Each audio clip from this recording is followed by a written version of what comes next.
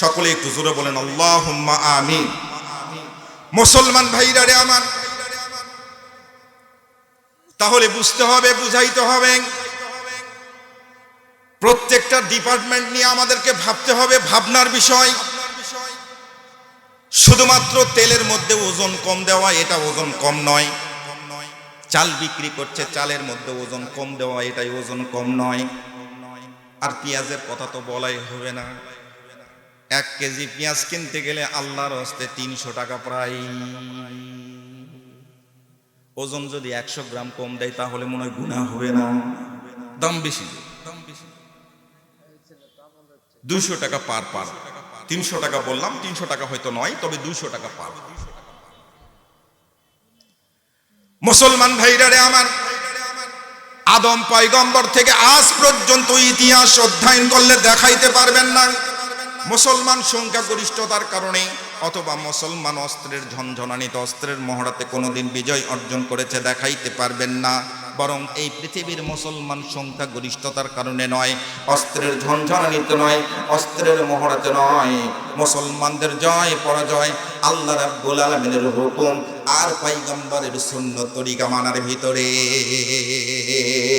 আল্লাহু আকবার বলে আল্লাহ রাব্বুল আলামিনের কুদরতি পায়ের উপর সেজদা আর পয়গম্বর আলাইহিস সালাতু ওয়াস সালামের সুন্নত তরিকা মানার ভিতরেই আমাদের কামিয়াবি। এখানেই ওজন কম বেশি করার কোনো কায়দা নেই। যদি পয়গম্বরের সুন্নত তরিকার মধ্যে থাকে আর আল্লাহ রাব্বুল আলামিনের হুকুমের মধ্যে থাকে, তাহলে আপনার দ্বারাই ওজন কখনো কম দেওয়ার কোনো কায়দা নাই। কিন্তু আমরা আল্লাহ সুবহানাহু ওয়া তাআলার হুকুম আর পয়গম্বরের সুন্নত তরিকা থেকে অনেক দূরে। 2-1টা সুন্নত আমরা আমল করি, মাথায় টুপি দেওয়া, মসজিদ থেকে বাম পা দিয়ে বের হওয়া, ডান পা দিয়ে ঢুকা, এই যে 2-1টা 4টা সুন্নত আমরা পালন করি, কিন্তু হাজার হাজার সুন্নাহ আমাদের জানার বাহিরে। চাল কম দেওয়া যাবে না, ডাল কম দেওয়া যাবে না, এরপরে মিষ্টির দোকানে মিষ্টি কম দেওয়া যাবে না, দাড়ি পাল্লা যারা ওজন দিচ্ছে তারা কম দিতে পারবে না। এটা শুধুমাত্র আমরা জানি ওজন কম দেওয়া, ওজন কম দেওয়া। কিন্তু জিনা জনা আপনাকে জিজ্ঞেস করেন, আমি যে কথাটা বলছি সেই কথাটা একটু মিলায়ে দেন, একটু মিলায়ে দেন। আপনার সন্তানকে যদি আপনি ঠকান, আপনার স্ত্রীকে যদি আপনি ঠকান, আপনি মাহফিলে আসার কথা ছিল, এই মাহফিল আয়োজন করতে গিয়ে এই মাদ্রাসার অনেক টাকা ব্যয় হয়েছে, আপনার কাছে যতটুকু প্রাপ্য এই মাদ্রাসা ততটুকু প্রাপ্য যদি আপনি না দেন, কাল কিয়ামতের হাসরের ময়দানে আপনি ওজন দেওয়ার দায়ে, ওজন কম দেওয়ার দায়ে কিয়ামতের ময়দানে আপনাকে দাঁড়িয়ে যেতে হবে। আপনি 100 মণ ধান পেয়েছেন, 100 মণের ধান থেকে আপনাকে 5 মণ ধান এই মাদ্রাসায় দিতে হবে, কোনো বুদ্ধি নেই। 10 মণ ধান দিতে হবে, 10 মণ ধান দিতে হবে। আপনার যেটা আমরা আমন সিজন বলি, এই আমন সিজনের সময় 10 মণ ধান বের করে দিতে হবে, 5 মণ ধান বের করে দিতে হবে, এই সিজনে 5 মণ ধান বের করে দিতে হবে, শতকরা 5 মণ। এটা হচ্ছে এই মাদ্রাসার প্রাপ্য। আপনি যদি না দেন, আপনি 100 মণ ধানই বিক্রি করেছেন। যদি 100 মণ ধান বিক্রি করেন, আপনার কিন্তু 5 মণ নয়, আপনি মালিক নয় 5 মণ, যেটাকে আমাদের ইসলামী ভাষায়, শরীয়তের ভাষায় ওসর বলা হচ্ছে। ওসর, সুবহানাল্লাহ বলবেন না? এই ওসরের ধান, ওসরের ফসল, ওসরের ফল, এটা যদি আপনি না দেন, আপনারা বলেন তো, আমি কিন্তু প্রথমেই জিজ্ঞেস করেছি, আপনি যদি না দেন আপনি ওজনে ঠকালেন কিনা?